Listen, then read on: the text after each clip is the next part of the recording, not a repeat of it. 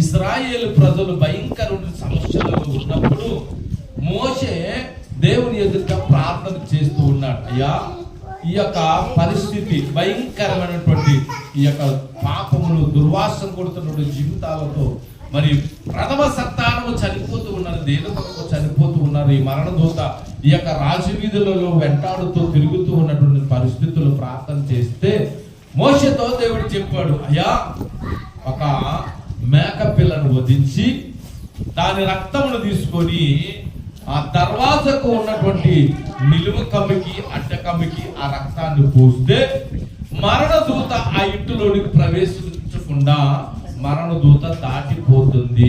ఆమేన్, హల్లెలూయా.